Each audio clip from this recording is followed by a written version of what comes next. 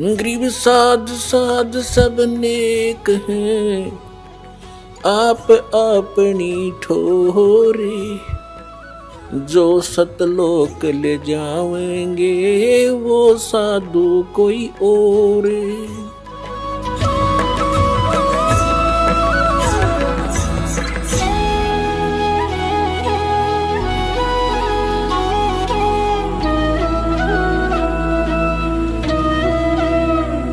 अपना संक्षिप्त में सृष्टि रचना सुनाता है ये दास आपको, जो परमेश्वर ने ही आकर बताई है।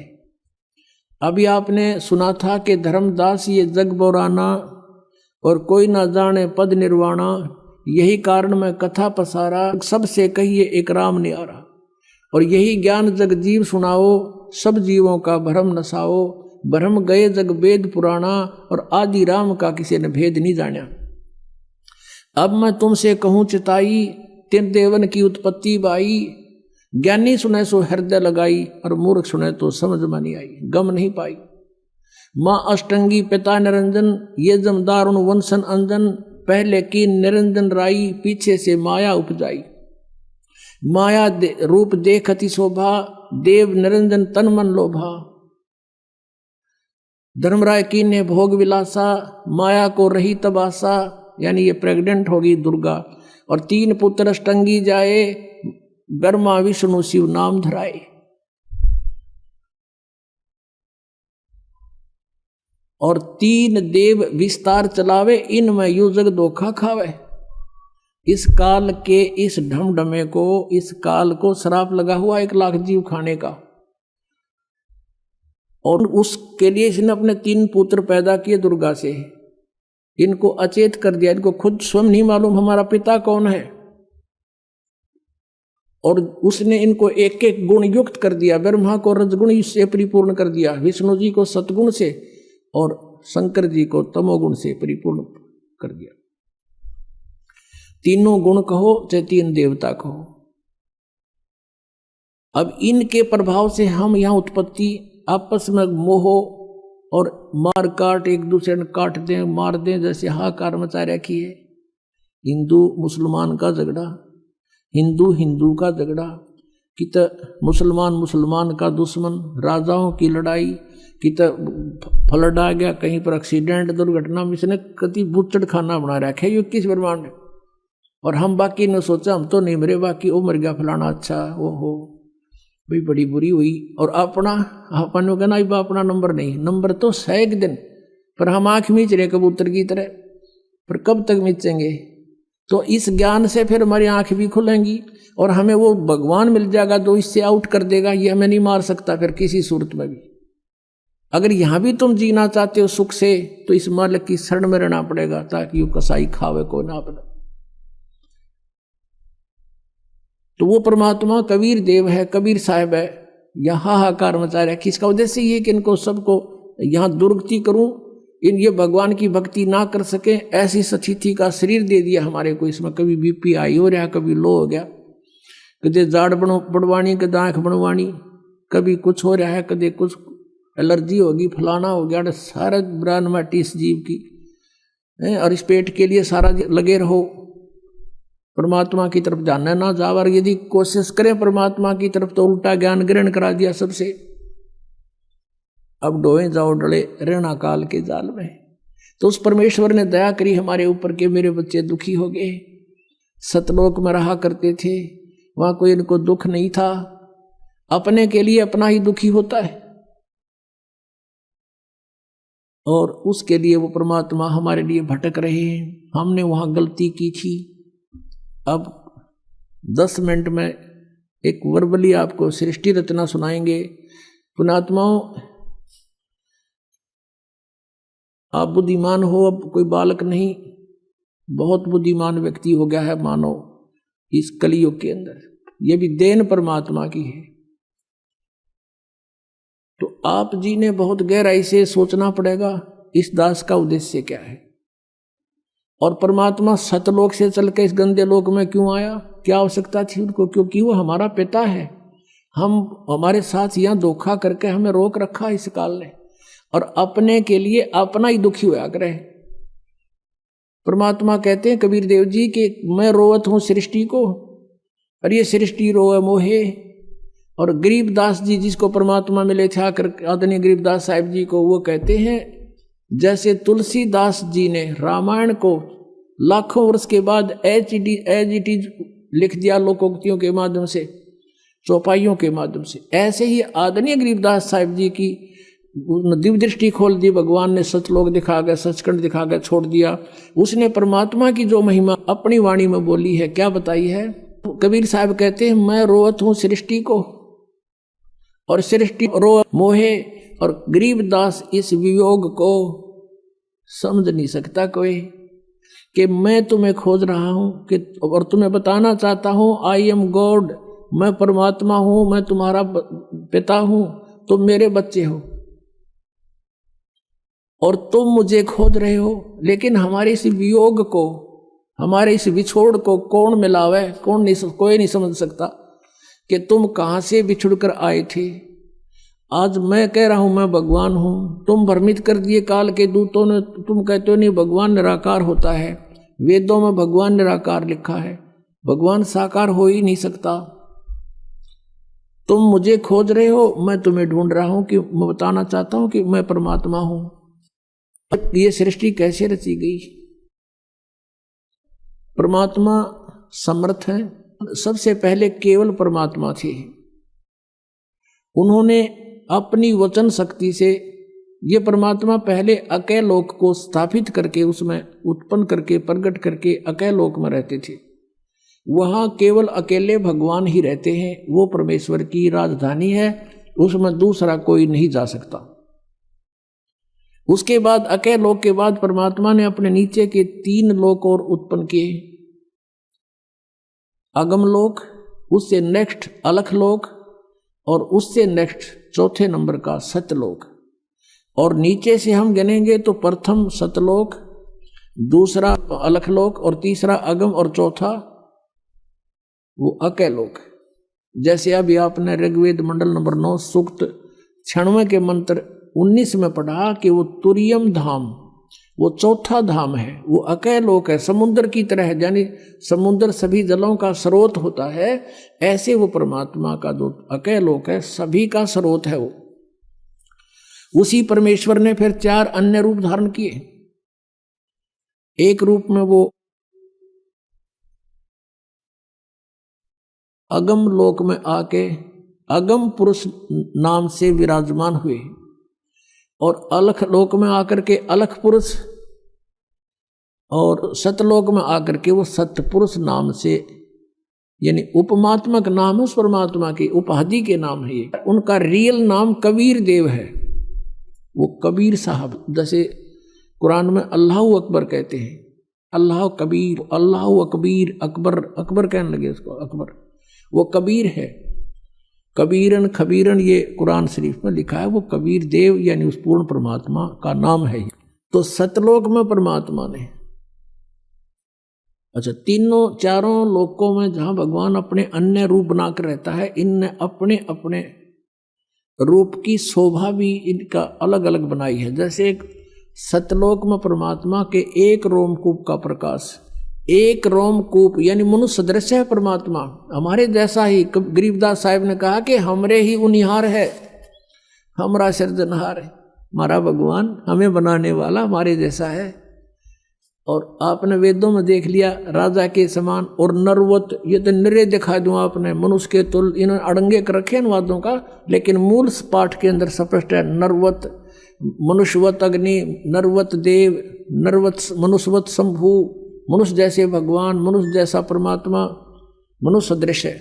और पवित्र बाइबल में लिखा है सृष्टि ग्रंथ में प्रथम अध्याय के 26वीं आयत में श्लोक में, उसमें लिखा है कि परमात्मा ने कहा अब मनुष्य को उत्पन्न करूंगा और मनुष्य को अपने रूप में बनाऊंगा। परमात्मा ने मनुष्य को अपने स्वरूप के अनुसार उत्पन्न किया। तो भगवान निराकार कैसे हुआ? तो मनुष्य सदृश्य है। और पूरे इस यानी ईसाई धर्म में किसी से पूछ लो परमात्मा की क्या स्थिति है, वो कहते हैं गॉड इज फॉर्मलेस, परमात्मा निराकार है। अरे पवित्र बाइबल कह रहा है मनुष्य सदृश है, ये निराकार का ढिंढोरा पीट रहे।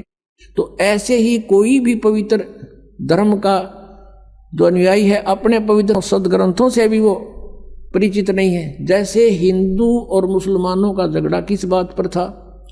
मुसलमानों ने ये मान लिया कि हम जो साधना कर रहे हैं वो एक देव की कर रहे हैं, एक प्रभु की, एक अल्लाह की। और हिंदू लोग ये बेचारे दुखी हो रहे हैं, ये नरे देवताओं की पूजा करते हैं, ये नहीं करनी चाहिए, इनका जीवन नष्ट हो रहा। इसलिए उन्होंने सोचा कि हम सही मार्ग पर लगे हुए हैं और हम उस सब पूर्ण परमात्मा की भक्ति कर रहे हैं जिससे मोक्ष संभव है। तो इनको भी कोशिश करें, ज़बरदस्ती भी अगर इस मार्ग पर लगा दें इनका कल्याण हो जाएगा। इसलिए वो ज़बरदस्ती मुसलमान बनाने लगे। उन्होंने ये सोच रखा था कि हम पूर्ण परमात्मा की भक्ति कर रहे हैं। अब उनका भी भ्रम था ये। जैसे कुरान शरीफ सूरत फुरकानी 25 नंबर है उनकी, उसमें आयत नंबर 52 से लेकर 59 तक, 52 से लेकर 59 तक स्पष्ट किया है कि कुरान शरीफ का ज्ञानदाता, जैसे गीता का ज्ञानदाता ये ब्रह्म है और वही ब्रह्म कुरान शरीफ का ज्ञान दे रहा है। और अपने जैसे गीता का ज्ञान अर्जुन को दिया जा रहा है तो वहाँ हजरत मोहम्मद को दिया जा रहा है। तो वो कुरान शरीफ का ज्ञानदाता कहता है कि ए पैगंबर, मैं तुझे इस कुरान शरीफ की जो दलील दे रहा हूँ इस पर विश्वास रखना, वो अल्लाह कबीर है और ये काफ़ी, उसको नहीं मानेंगे तो इनकी बातें मत आना, इनके साथ संघर्ष करना, झगड़ा नहीं करना। ये कहेंगे कबीर गॉड नहीं है और तू मेरी बात पर विश्वास रखना, वो कबीर नाम का परमात्मा है। और ये परमात्मा वही है जिसने सब दरियाओं को बनाया, सब पृथ्वी को बनाया, 6 दिन में सृष्टि रची, 7वां दिन तख्त पर जा बैठा। और उस परमात्मा की खबर किसी बाखबर से पूछ देखो। अपने आत्माओं, मुसलमान धर्म के अनुयायी क्या मानते हैं कि कुरान शरीफ का ज्ञान स्वयं हमारे अल्लाह ने दिया है। किसको? हजरत मोहम्मद को दिया है। उसके देने के तरीके चाहे भले ही कुछ भी रहे हों, चाहे वो स्वयं आकाशवाणी से दिया हो, चाहे उसके अंदर वह प्रवेश कर दी हो या किसी फरिश्ते ने दिया हो, वो केवल संदेश वाहक था, फरिश्ता ज्ञान दिया उस भगवान ने। तो वो अल्लाह कह रहा है, जिसको मुसलमान धर्म अपना अल्लाह मानते हैं, कि तू जो मैं ज्ञान दे रहा हूँ ये सत्य है। और ये वो परमात्मा है कबीर जिसने 6 दिन में सृष्टि रची, 7वें दिन तख्त पर जा बैठा। और इसकी खबर किसी बाखबर से पूछो। यानी कुरान शरीफ का ज्ञानदाता भी अल्पज्ञ है, वो भी नहीं जानता अल्लाह अकबर यानी कबीर परमात्मा के बारे में जिसने 6 दिन में सृष्टि रची, 7वें दिन तख्त पर जा बैठा। उसकी जानकारी तो तत्वदर्शी संत बताओगे, बाखबर, उनसे पूछो। तो इससे सिद्ध हो गया कि ये भी इनकम्प्लीट गॉड की साधना कर रहे थे, अधूरे परमात्मा की। तो और ये इसी आधार से कहा करते थे कि तुम काफिर हो, तुम भगवान को ना पूछकर सब देवताओं की पूजा करते हो। आज उनकी सतीथि भी वहीं पर खड़े हैं, ये काल की पूजा कर रहे थे। अब आपको थोड़ा कुरान शरीफ दिखाना पड़ेगा, क्योंकि ये ऐसा जटिल बना दिया इस काल ने। हम भिन्न भिन्न बना दिए, हिंदू अलग बना दिए, मुसलमान न्यारे, सिख अलग से, ईसाई अलग से, ताकि ये लड़ते रहें आपस में। सच्चाई सामने आएगी तो ये फिर झगड़ा करेंगे, ऐसा नहीं है, झूठ बोलता, लेकिन ये वो गुंजाइश नहीं रहेगी। ये इंटरनेट और ये सब वेबसाइट और ये प्रोजेक्टर, ये मोबाइल, ये सब साधना पर, ये सब जो आज तकनीक दी है, ये गॉड कबीर ने दी है। यहाँ का तो भगवान भी ना बना सकता है इन ऐसे कंप्यूटरों को। आज से लाखों वर्ष इतिहास देख लो पिछला। महाभारत का आप कथा सुनते हो, एक रेडू में 6 खेतर जोड़ गए और घिस्से अंडा करते। क्या वो आदमी नहीं थे, वो नहीं बना सके थे इसको, जब आवश्यकता नहीं थी। यानी एक बैलगाड़ी जिसको आज 2 बैल खींच सकते हैं, उस समय 6 टट्टू जोड़ा करते उसमें, ये खच्चर घोड़े, और उसको बड़ा वाहन मानते थे, क्योंकि वो कितना होगा जंगलों में घसीट के ले जाना पड़ता था, सड़क भी ना बनाया करते ये। तो कहने का भाव ये है कि ये टेक्निक भगवान ने दी है, इसलिए दी है कि अब ये बच्चे मुझे पहचान लेंगे। आज कुछ ऐसे आधुनिक इंस्ट्रूमेंट बना दिए भगवान ने, जिससे भगवान की लीला को समझने में आसानी हो रही है। एक छोटी सी चिप है इतनी की, और उसके अंदर कितना मैटर आ जाता है गिनती नहीं होती। इसलिए परमात्मा को समझना बहुत आसान है। जैसे हम एक यहाँ पर बैठा हुआ व्यक्ति फैक्स कर देता है और कहीं निकाल लो उस मैटर ने एज इट इज, कोई तार नहीं बीच में, तो ऐसे ही परमात्मा हम सब कर्मों का हमारे अंतःकरण के अंदर हमारे शरीर में एक ऐसा इंस्ट्रूमेंट लगा रखा है जिसमें वो असंख्य जन्मों के आपके संस्कार डिपॉजिट हैं कोड वर्डों में, और एक कॉपी भगवान के पास है।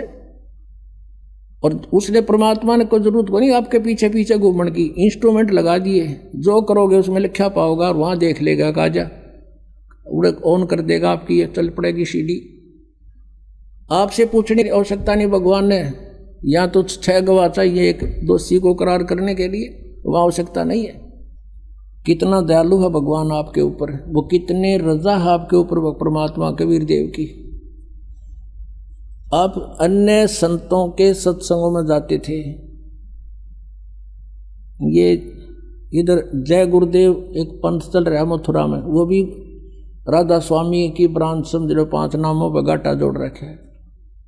वहाँ से आए हुए भगत बताते हैं कि वहाँ कह तो ज्ञान नहीं था, और हम उनको परम संत मान के श्रद्धालु वहाँ बैठे रहते थे। और जहाँ हम वो सत्संग करते थे, अपने आप एक टेंट लगाए जाते थे, आप पे बनाओ और आप पे खाओ, कितना पढ़ो कितना सो, नहाओ धो ना की तो व्यवस्था है, कुछ नहीं उनकी तरफ से व्यवस्था होती थी।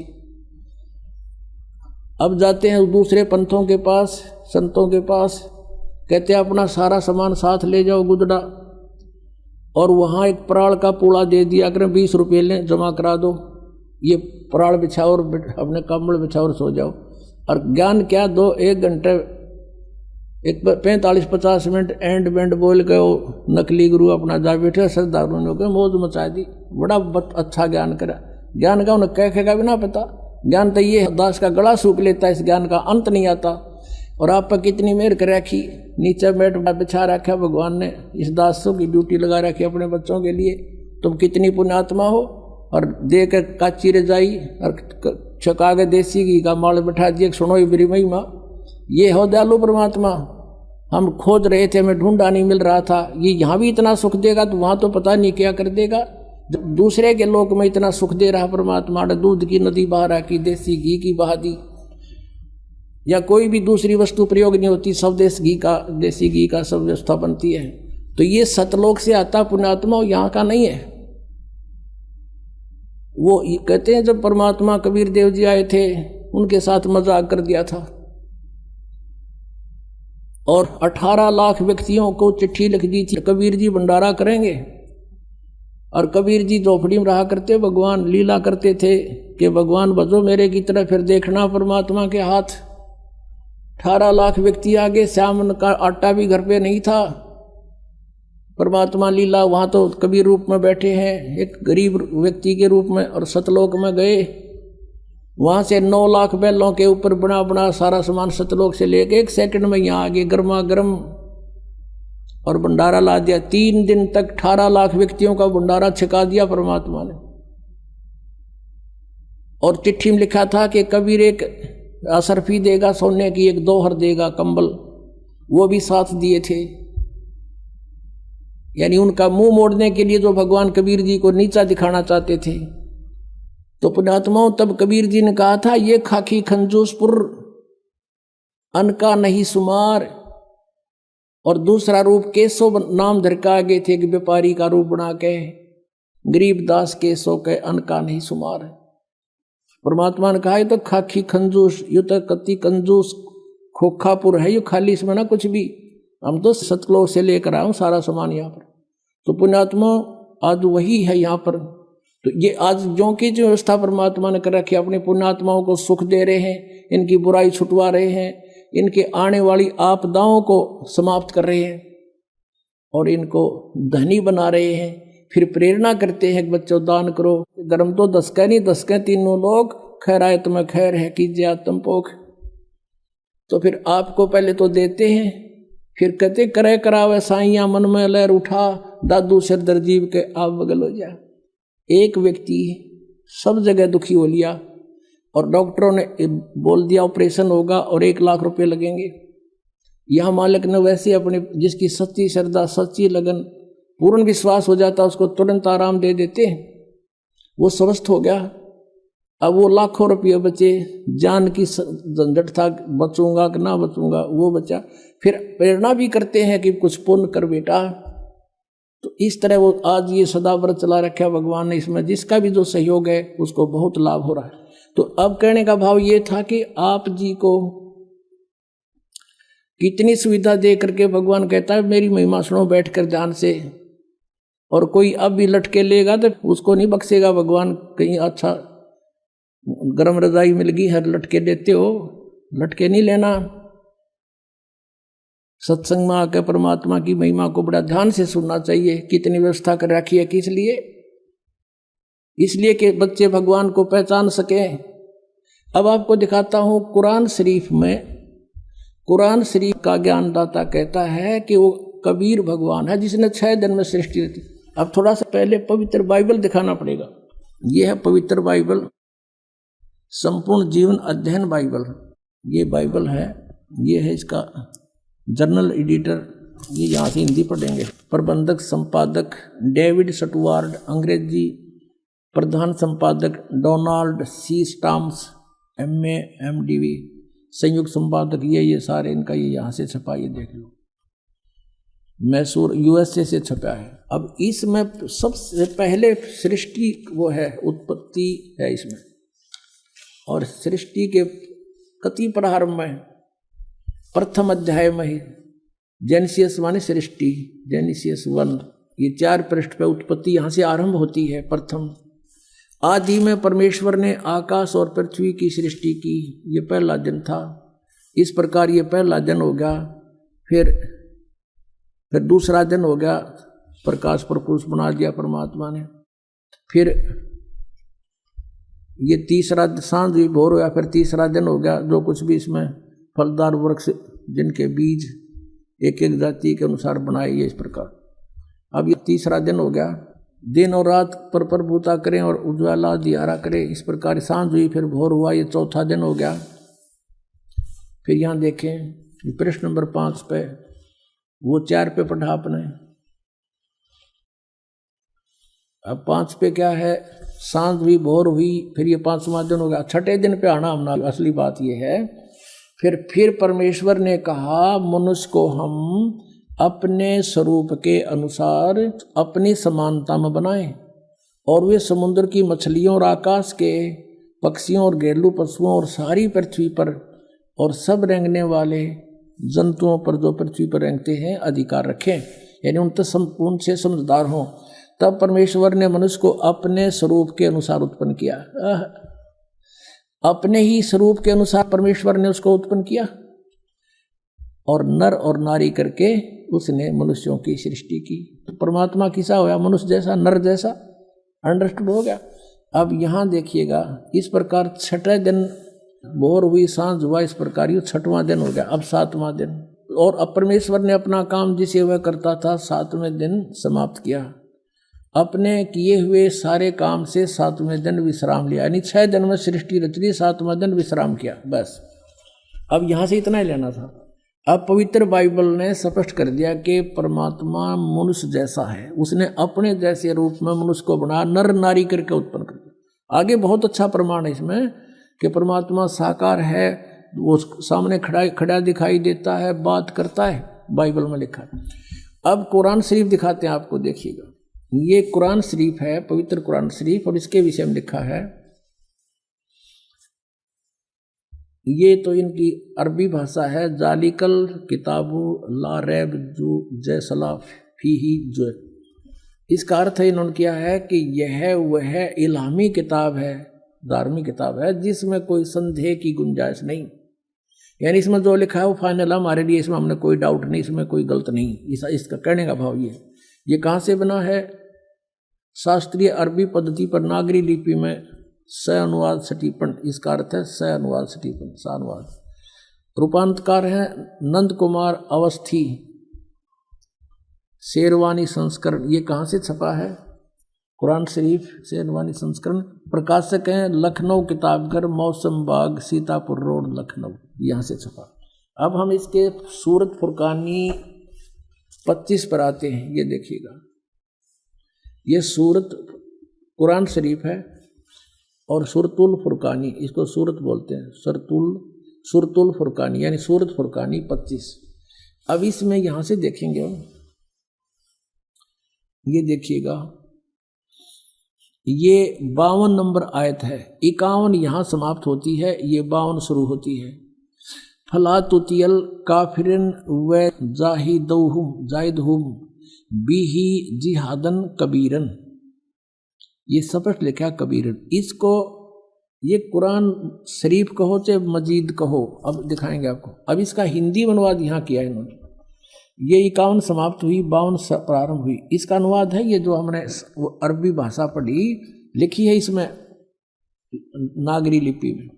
अब इस 52 का यहाँ अनुवाद किया है। तो ए पैगंबर हजरत मोहम्मद को कुरान शरीफ का ज्ञानदाता बोल रहा है, तुम काफिरों का कहा न मानना, जो परमात्मा की पूजा ना करते हैं, न देवताओं की पूजा करते हैं, उनको काफिर बोलते हैं, मानना। और इस कुरान शरीफ की दलीलों से जो मैं तुझे ज्ञान दे रहा हूं, उनका सामना बड़े जोर से करो। इन्होंने कबीर का अर्थ बड़ा कर दिया और ये लिखना था कि वो अल्लाह फला तुतियल काफिरन व जाहिदुम बिही जिहादन कबीरन, कबीरन माने कबीर के लिए तू संघर्ष कर। वो तो काफिर जो है वो नहीं मानते कबीर इज गॉड, लेकिन मैं कह रहा हूँ वो कबीर है सब कुछ। अब यहाँ कबीरन कहो, कबीर कहो, खबीर कहो, खबीरा कहो, ये इसी परमात्मा का एक भाषा में भिन्नता मंत्र। अब यही नौ की नो कुरान शरीफ है ना, कुरान मजीद नाम है इसी का, सिर्फ लिखने में अंतर किया है राइटर ने, अनुवाद करते समय वो कबीरन लिखो चाहे कबीरा लिखो, एक ही बात। देखिए ये कुरान मजीद है, वही की वही नो की नो, इसमें कोई अक्षर का भी अंतर नहीं है, लेकिन ये मजीद लिख दिया अरबी मऊ अरबी मतन, यानी प्रकाशक है ऑफिस बुक डिपो 422 मटिया महल जामा मस्जिद दिल्ली 6 से। ये कुरान मजीद मुर्तजमा है मौलाना फतेह मोहम्मद खान साहिब जालंधरी, तसही मौलाना अब्दुल मजीद सरवर साहिब, प्रकाशक हैं Farid book depot private limited नई दिल्ली। इतने। अब इसमें सूरत फुरकानी पर आते हैं, अक्षर का भी अंतर नहीं है इसके अंदर, उतना ही है। सूरत फुरकानी 25 और पृष्ठ नंबर है इसकी, इस पर 570 है, उसमें 604 है कुरान शरीफ में। अब यहाँ आते हैं नीचे, एज इट इज, इसमें अंतर माड़ा सा भी 51 है, ये 52 शुरू होती है। फला तुतियल काफिरन ने व जिहादुम बिही जिहादन कबीरा, कबीरा कहो, कबीरन कहो, कबीर कहो, खबीरा कहो। ये सिर्फ इसमें कबीरा लिखा, उसमें कबीरन लिखा है। अब इसको कबीर कहो, एक ही बात है ना, इससे तो इतना लेना। अब हम फिर कुरान शरीफ को ही लेते हैं। अब हमने ये जो पढ़ा है ये कुरान मजीद देखा था, अब कुरान शरीफ को फिर लेते हैं, इसका अनुवाद इससे देखेंगे। अब देखो कुरान शरीफ फिर लेते हैं, वो मजीद थी, ये कुरान शरीफ है और इसके अनुवादक प्रकाशक पहले हमने दिखा दिए हैं। ये सारा लखनऊ किताबघर से ये प्रकाशित है, मौसम बाग सीतापुर रोड लखनऊ से। अब हम इसके आते हैं 604 पृष्ठ पे, 604 पृष्ठ पे, और वही है इस कुरान शरीफ सूरत फुरकानी 25। नीचे आते हैं, ये 52 आयत है। फला तुतियल काफिरन जाहिदुम बिही जिहादन कबीरन, ये कबीर कहो, कबीरा कहो, कबीरन कहो, कंसेप्ट क्लियर होया। अब ये क्या कहता है यहाँ पर कि ए पैगंबर, कुरान शरीफ का ज्ञान देने वाला अपने पैगंबर को बोल रहा है, तुम काफिरों का कहा न मानना। वो काफिर नहीं मानते भगवान को, वो तो अन्य देवताओं की पूजा करते हैं। और इस कुरान शरीफ की दलीलों से, कुरान की दलीलों से मैं जो तुझे हिदायत दे रहा हूँ, इसके आधार से उनका सामना करना उस कबीर के लिए, जिहादन कबीरन, उस कबीर के लिए, कबीर अल्लाह के लिए संघर्ष करना, लड़ना नहीं। जिहाद का अर्थ लड़ना नहीं होता, संघर्ष करना, उनकी बातों में ना आना, सीधी सी बात है। अब देखो, अब हमने 52 का अर्थ पढ़ लिया। अब 607 पर सूरत फुरकानी 25, और ये कबीर नामक अल्लाह वही है जिसने 2 दरियाओं को मिला चलाया, एक का मीठा प्यास बुझाने वाला और एक का खारी कड़वा, और दोनों में एक आड़ और मजबूत रोक बना दी। और वही है जिसने पानी की बूंद से आदमी को पैदा किया, फिर उसको साहिबे नसीब नसब यानी किसी का बेटा या बेटी, और ससुराल वाला यानी किसी का दामाद बहू बनाया। और तुम्हारा परवरदिगार हर चीज के करने में शक्तिमान है। और काफिर अल्लाह के सिवा ऐसों को पूजते हैं, देवताओं को, जो न उनको नफा पहुंचा सकते हैं और न उनको कोई नुकसान पहुंचा सकते हैं। और काफिर तो अपने परवरदिगार से यानी कबीर अल्लाह से मुंह मोड़े बैठे, पीठ दिए हुए हैं, मुंह मोड़े हैं। अब 56 या 55 समाप्ति। और 56 में कहा कि ए पैगंबर, हमने तुमको खुशखबरी सुनाने और सिर्फ अजाब से डराने के लिए भेजा। 57 में कहा है कि इन लोगों से कहो कि मैं तुमसे इस अल्लाह के हुक्म का पर कुछ मजदूरी नहीं मांगता। हाँ, जो चाहे अपने परवरदिगार तक पहुंचने की राह इख्तियार कर ले। अब 58 में कमाल कर दिया, ए पैगंबर, उस जिंदा पर भरोसा रखो, चैतन्य नहीं। कबीर परमात्मा जैसे अच्छी आत्माओं को मिलते हैं, वेदों में आपने पढ़ा, ऐसे आदरणीय धर्मदास जी को, आदरणीय गरीबदास साहिब जी को, आदरणीय नानक साहिब जी को, ऐसे ही आदरणीय मोहम्मद साहिब जी को मिले थे इस जिंदा महात्मा के रूप में। लेकिन इन्होंने इनकी बात को स्वीकार नहीं किया था। और वो कुरान शरीफ ज्ञानदाता कहता उस जिंदा पर भरोसा कर रखो जो कभी मरने वाला नहीं है, वो अविनाशी है, वह जिंदा महात्मा रूप में तुझे मिला था। और तारीफ के साथ उसकी पाकी बयान करते रहो। यानी गीता ज्ञानदाता किसी और अल्लाह की पाकी बयान करने को कह रहा है, और अपने बंदों के गुनाहों से वो काफी खबरदार है। ये कबीर है। यहाँ पर ये 58 नंबर आयत है, यहाँ देखो 58, ये 58 है, यहाँ पढ़ेंगे। ये खबीरा लिखा है, इबादई खबीरा। अब इबादई माने पूजा के योग्य, वो कबीर है। इबादत माने पूजा, इबादही यानी पूजा के योग्य, वो कबीर है। कबीर 58। यहाँ फिर हम आएंगे इसके। ये 58 हम पढ़ रहे हैं कि वो अपने भक्तों के, वो जिंदा रूप में तुझे मिला था, उस पर भरोसा रख, वो अविनाशी परमात्मा है। और तारीफ के साथ उसकी पाकी बयान करते रहो। अपने बंदों के गुनाहों से वह कबीर खूब खबरदार है, यानी पाप नाश कर देता है। वो कबीर खबरदार है। कबीर लिखना था, कबीर अल्लाह अकबर, जानता है सब कुछ। अब 59 में कमाल कर दिया, और जिसने आसमानों और जमीन और जो कुछ भी उनके बीच में है सबको 6 दिन में पैदा किया और फिर तख्त पर जा बिराजा, वो अल्लाह बड़ा। अब इन्होंने यहाँ भी कबीर का अर्थ बड़ा कर दिया। वो अल्लाह कबीर है, ये लिखना था, वो अल्लाह कबीर है। ये 59 में, यहाँ देखो, ये फिर 59 आ गई। इसमें फिर खबीरन लिखा है, अरहमानु फसल भी ही खबीरन, कबीरन कहो, कबीर कहो, खबीर कहो। तो इन्होंने इसका अर्थ भी बढ़ा कर दिया।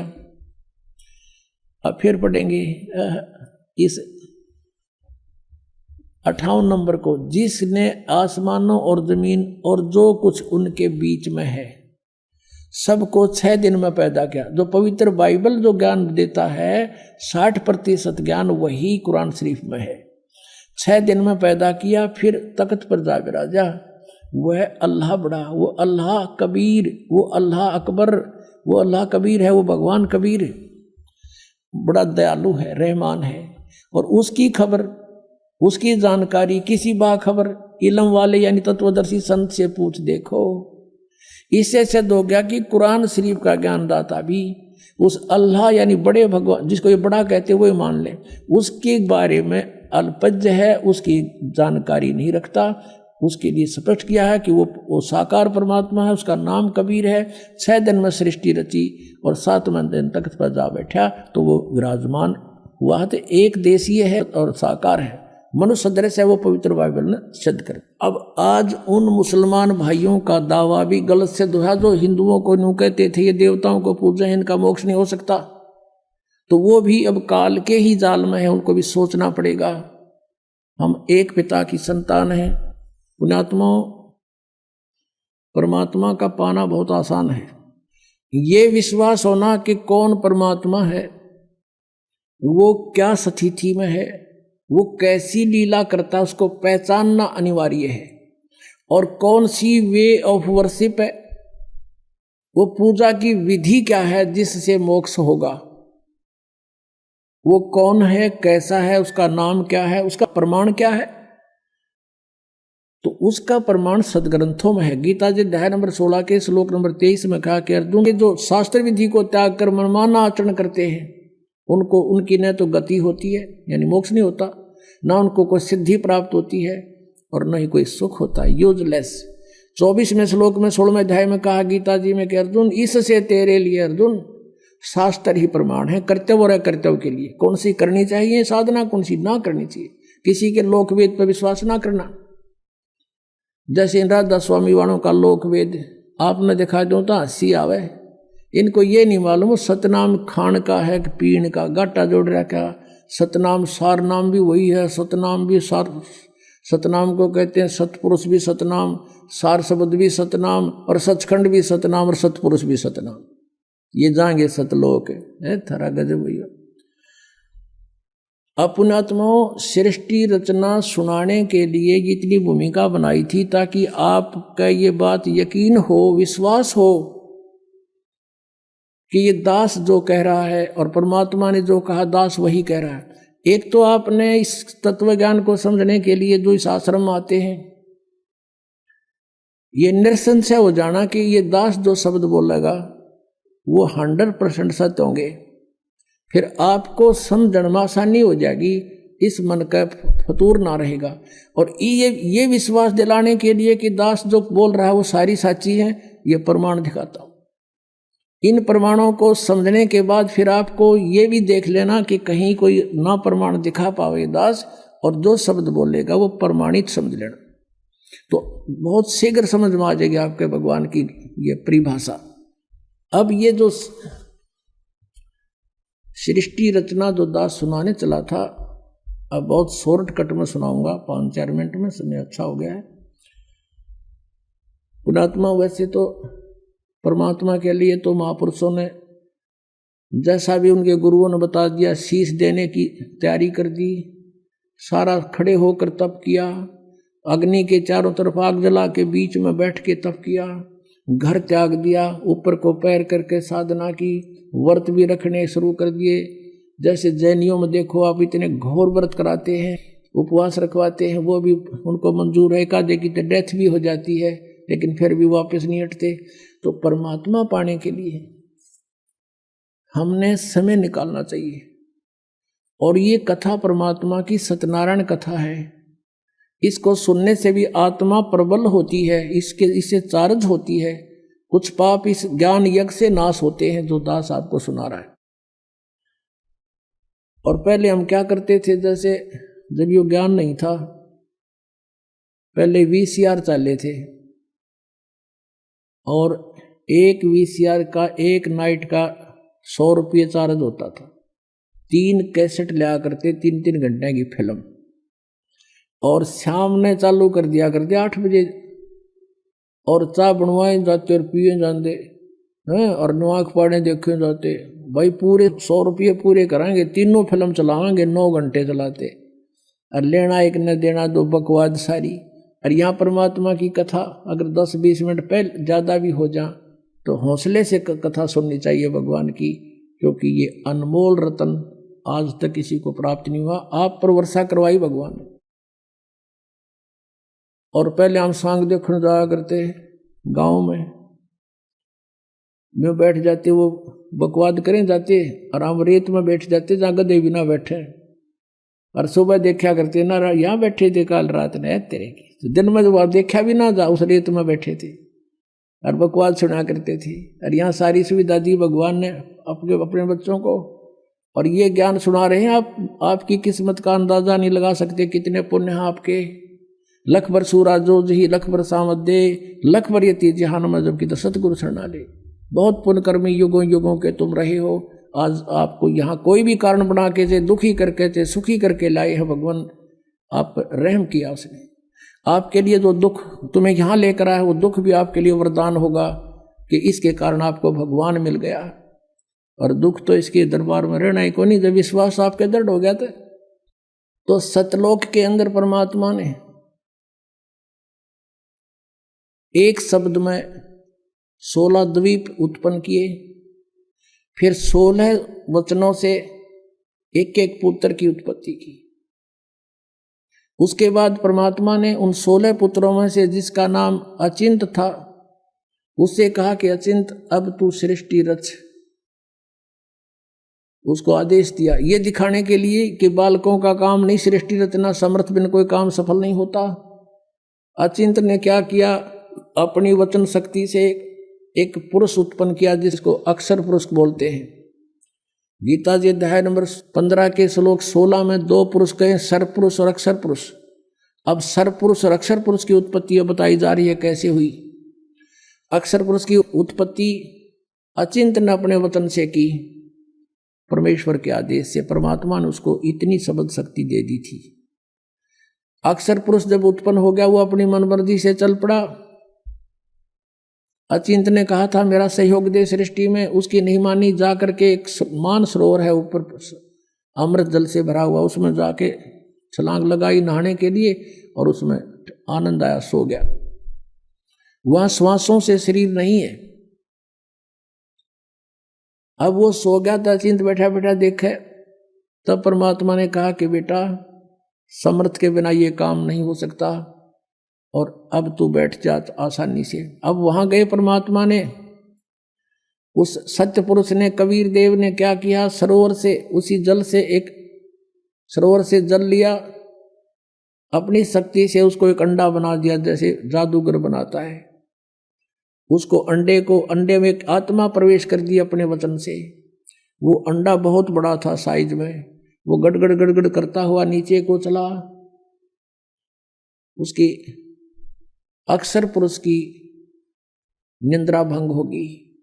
अब कोई अधूरी निंद्रा में कोई जगा दे तो उसको बड़ा दुख सा होता है। इस दुख महसूस किया उसने, कोप किया और अंडे को कोप से देखा, क्रोध से। उस क्रोध से वो अंडा फट गया। उसमें से ये सरपुरुष यानी ज्योत निरंजन काल निकला एक मनुष्य रूप में। इन दोनों से कहा कि अक्षर पुरुष तुम निंद्रा में थे, आकाशवाणी की परमात्मा ने बाहर से, और तुम बाहर आओ, तुझे जगाने के लिए सब लीला की गई है, तू बाहर आओ। दोनों जने वो दोनों बाहर आ गए और उनसे कहा कि तुम अचिंत के द्वीप में रहो, तीनों एक द्वीप में। वो तीनों दोनों वो चले गए, एक अचिंत हो गया। अब कुछ दिनों के बाद ये सरपुरुष ज्योति निरंजन कहो, सरपुरुष कहो और अक्षर पुरुष कहो, चाहे परब्रह्म कहो, ये दोनों अचिंत के लोक में रहने लगे। कुछ दिनों के बाद ये सरपुरुष यानी ज्योति निरंजन कहो, इसे काल कहो, काल आगे जाके ही बनेगा। तो इस सरपुरुष ने सोचा हम तीन तो एक द्वीप में और अन्य हमारे भाई एक एक द्वीप में। उसके बाद परमात्मा ने क्या किया, हम सबकी उत्पत्ति कर दी। जितने आज हम यहाँ कीड़ी कुंजर हाथी मनुष्य राजा देव देवता जो भी हैं सभी की उत्पत्ति करके और सतलोक में सबको अलग अलग स्थान द्वीप दे दिए थे कि तुम रहो ठाठ से। तो इसको ये चिंता होगी, दुख हुआ, ईर्षा हुई कि हम तो तीनों एक लोक में, सारे सब अब अपने अलग अलग स्वतंत्र रह रहे हैं। तो इसने तप करना शुरू किया। 70 युग जब तप किया, प्रभु ने पूछा तू क्या चाहता है, परमेश्वर ने पूछा तू क्या चाहता है। इसने कहा कि हे पिता, हे परम पिता, मेरे लिए स्थान कम है, मुझे अलग से कोई स्थान दे दो। तो परमेश्वर ने इसको 21 ब्रह्मांड दे दिए। जैसे कोई धनी पिता अपने पुत्र को 21 प्लाट दे दे, अगले 21 प्लाट। वहां ये गया, रहने लगा। इसने देखा लेकिन वह खाली पड़ा था, इसने सोचा कुछ कंस्ट्रक्शन हो। इसने 70 युग तब फिर किया। हम कैसे फंसे यहाँ पर, इस काल के साथ कैसे आ गए यहाँ इतने गंदे लोक में। हमने वहां पर गलती की थी। हमारे पिता ने हमारे को सब सुविधाएं दे रखी थी, कोई असुविधा नहीं थी किसी प्रकार की भी। हम अजर अमर थे, हम सदा युवा रहते थे, हमारे परिवार थे वहां पर, पूरे ग्रुप के ग्रुप, परिवार के परिवार थे। सतलोक में सृष्टि है ऐसी ही है, लेकिन वहाँ के हंस आत्मा है, वहाँ मृत्यु नहीं होती, बुढ़ापा नहीं होता, सदाबहार वृक्ष रहते हैं, कोई राग द्वेष नहीं, कोई भाई बंटवारा नहीं। और ये राधा स्वामी वाले जितने भी है सब कहते हैं सतलोक में तो प्रकाश ही प्रकाश है, और वहाँ आत्मा परमात्मा में ऐसे मिल जाती है जैसे बूंद समुद्र में। अरे कोई डूब का मरना है, वहाँ पर ढूंढ रहे हैं भगवान को, परमात्मा को तलाश करें, उसके दर्शन करेंगे, बैठेंगे, बतलावाएंगे, अपना दुख रोवाएंगे, हैं देख देख कर खुश होवाएंगे। इनको भगवान निराकार है, प्रकाश ही प्रकाश है, और आत्मा उसमें ऐसे मिल जाती है जैसे बूंद समुद्र में। ये तो एक डूब का मरने वाली बात होगी, है किसी में मत चलो, कहेंगे चलो समुद्र में डूब मरो भगवान मिलेगा, लो अभी ना जाओ। तो ये मूर्ख बना रखे हमने, उन नहीं पता है ना सतलोक का बेरा, इन जाने वालों ने पता है उड़ा जाना उड़ा कुछ है को नहीं है। तो बात बात वो बनाओ सुन लेते हैं श्रद्धालु। तो वहाँ पर सृष्टि है, एज इट इज है, भगवान मनुष्य दृश्य है, उसके एक रोमकूप में करोड़ सूर्य मिला दे, करोड़ चंद्रमा, इतनी रोशनी उस मालिक के वहाँ के रूप में। वहाँ से वो हल्के तेज पुंज का रूप बनाकर सरल करके यहाँ आता है। वेद भी बता रहे हैं, और ये 600 साल पहले परमात्मा ने अपनी महिमा आप बता रखी है कबीर वाणी में। तो वहाँ से वो परमात्मा ने आके खुद बता। तो हम अपने भगवान को छोड़ के, जिसने हमारे को सारा सुख दे रखा था, हम इस पर आसक्त हो गए। यूं खड़ा होगा तब कर रहा था, और यूं देखो देखो हो इतने वर्ष खड़ा रहा, हो बड़ा कमाल कर दिया। अब हमारे ये बीमारी वहाँ से लगी थी बुराई। जैसे अब है एक हीरो या हीरोइन, अभिनेता अभिनेत्री, अपने पेट के लिए नाचा कूदी उछलम कूदम मेकअप करते, और हम उन पर आसक्त होते हैं। यहाँ एक बरुवाला में या हिसार में कोई एक्टर आ जा, नेता अभिनेता आ जाए, और देखो नौजवान लड़के और लड़कियों की लाइन लग जाएगी, हजारों की संख्या में इकट्ठे हो जाएंगे, और दूर तो देखेंगे वो खड़ा वो खड़ी, सारे दिन धक्के खा के नो के नो आ जाएंगे। बताओ वो खड़े तर वो खड़ी, तो उन्हें क्या मिल गया?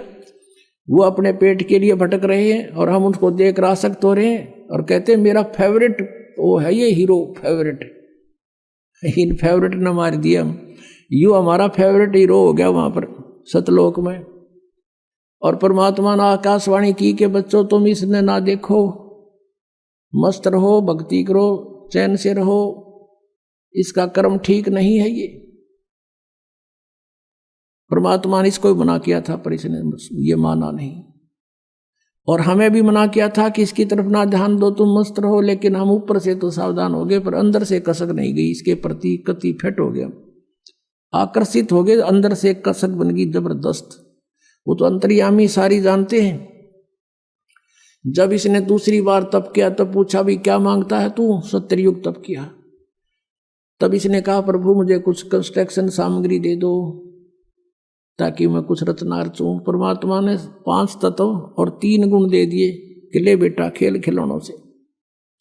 इसने सोचा भी ये भी बना लूंगा, लेकिन जीव नहीं है तो मैं करूंगा क्या, मुझे आत्मा भी चाहिए कि लेगा दिल नहीं लगे। तब इसने 64 युग तब फिर किया। तब प्रभु ने पूछा क्या मांगता है, बोल। तूने जो मांगा मैंने सब दे दिया। तब इसने कहा कि मुझे कुछ जीव दे दो, आत्मा दे दो प्रभु। अब परमेश्वर ने कहा कि भाई ये आत्मा नहीं दे सकता तुझे किसी भी सूरत में। हाँ तुझे और प्लाट चाहिए और दे दूंगा, ब्रह्मांड 5, 7, 10 चाहिए, ये नहीं दे सकता, क्योंकि ये मेरी आत्मा है, मेरे वचन से उत्पन्न हुई है, मेरी हृदय है, ये मेरी आत्मा है, ये नहीं दे सकता। लेकिन एक शर्त है, यदि कोई स्वयं तेरी स्वेच्छा से जाना चाहता है तो जा सकता है, जा पूछ ले। तो हमारे पास आया, जितने हम यहाँ फंसे हुए हैं, हमसे पूछा क्या मेरे साथ तुम चलोगे? अलग से मैंने तप करके अलग से राज्य प्राप्त किया है, वहाँ ऐसे रहेंगे, ऐसे देव बनाऊंगा, महादेव बनाऊंगा, हैं दूधों की नदी बहाऊंगा। अब वहाँ कोई कमी थी हमने, लेकिन बुद्धि भ्रष्ट होगी। हम बोले ठीक है पिताजी आज्ञा दे देंगे तो हम चल पड़ेंगे।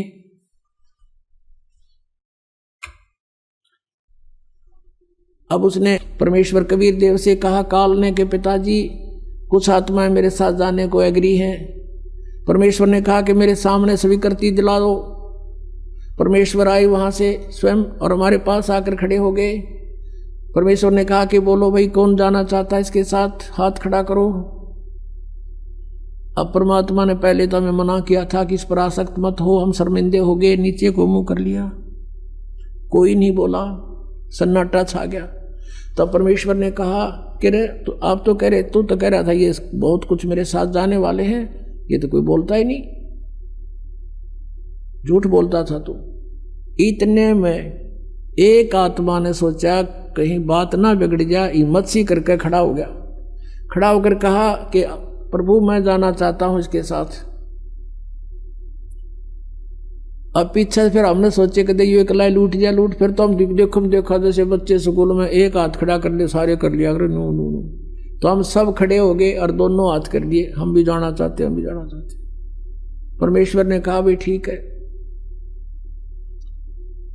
मैंने इनके नंबर नोट कर लिए इन आत्माओं के, किस किस ने स्वीकृति दी है, और आप अपने लोक में जा, इनको मैं विधि से भेजूंगा, एज इट इज नहीं भेज सकता। तो क्या किया परमात्मा ने, हमें बीज रूप बनाया सूक्ष्म, और जिसने सबसे पहले काल के साथ आने की स्वीकृति दी थी उसको एक लड़की का रूप बना दिया, युवा लड़की, युवती, खूबसूरत लड़की बना दिया, जो आगे चल के दुर्गा कल आई। और उसके अंदर हम सब आत्माओं को फीड कर दिया अपने वचन से, और उससे कहा कि बेटी मैंने तुझे शब्द शक्ति दे दी है, परमेश्वर कबीर देव जी ने कहा। और जितने जीव ये ब्रह्म कहे, सरपुरुष कहे, उतने तो उत्पन्न कर देना, तेरे वचन में शक्ति दे दी, तू वचन से भी उत्पन्न कर सकती है। अपने पुत्र सहजदास से कहा कि पुत्र जा अपनी बहन को ज्योत निरंजन के पास छोड़ के आ, सरपुरुष के पास। उसके ब्रह्मांड, ये सभी ब्रह्मांड वहीं थे सतलोक के अंदर, ये वहां खड़ा था। सहजदास उस लड़की को लेकर गया, प्रकृति को, दुर्गा को, और वहां जाकर कहा कि ले पिताजी का आदेश है, ज्योति निरंजन जितनी भी आत्माओं ने तेरे साथ आने की स्वीकृति दी थी उन सबको इसके अंदर फीड कर दिया, भगवान ने भर दिया, और इसको वचन शक्ति दे दी है, जितने जीव तू कहेगा ये वचन से बना दिया करेगी।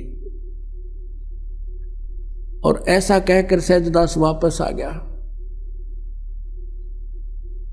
अब ज्योति निरंजन ने देखा, ब्रह्म ने, सरपुरुष ने, युवा लड़की, अपनी आत्माओं, ये यहाँ बलात्कार और ये बकवादें जो हैं ये हमारे अंदर, इस मन वहीं से घर कर गई थी इस काल में, ये मन रूप में सबके अंदर विद्यमान हो गया, इसने ऐसा एलिमेंट छोड़ दिया हमारे अंदर, इसके अंदर ये दोष आ गया।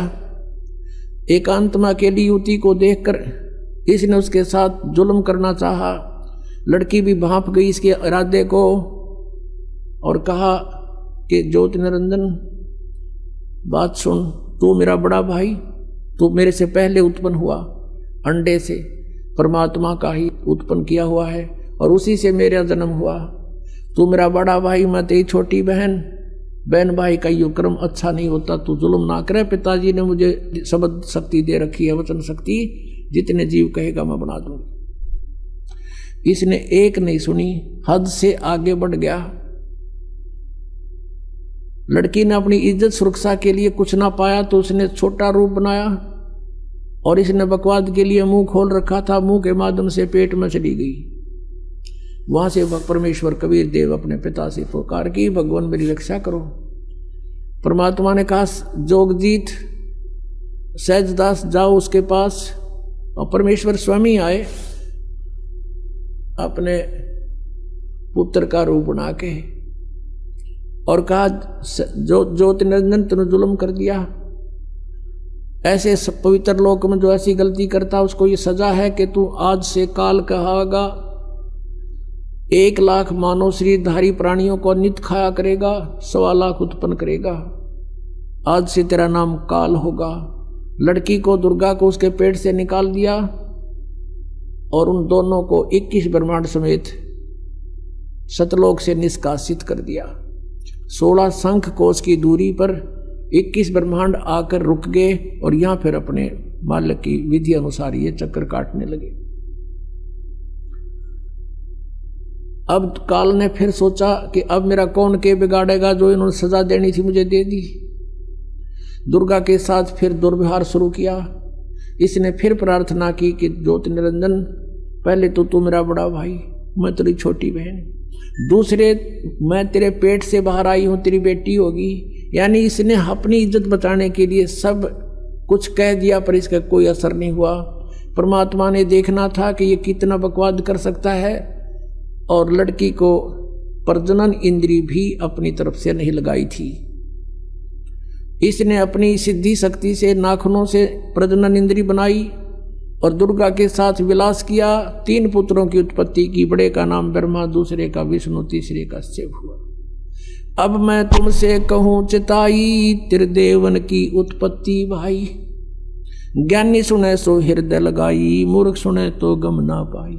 माष्टंगी पिता निरंजन, ये जमदारुण वंशन अंजन। पहले कीन निरंजन राई, पीछे से माया उपजाई। माया रूप देख अति शोभा, देव निरंजन तन मन लोभा। निरंजन कीने भोग विलासा, माया को रही तब आशा। 3 पुत्र अष्टंगी जाए, ब्रह्मा विष्णु शिव नाम धराए। 3 देव विस्तार चलावे, इनमें यो जग धोखा खावे। 3 गुणों की भक्ति में ये भूल पड़ो संसार, कह कबीर निज नाम बिना कैसे उतरो पार। 3 देव की जो करते भक्ति, उनकी कदे ना होए मुक्ति। बोलो सतगुरुदेव।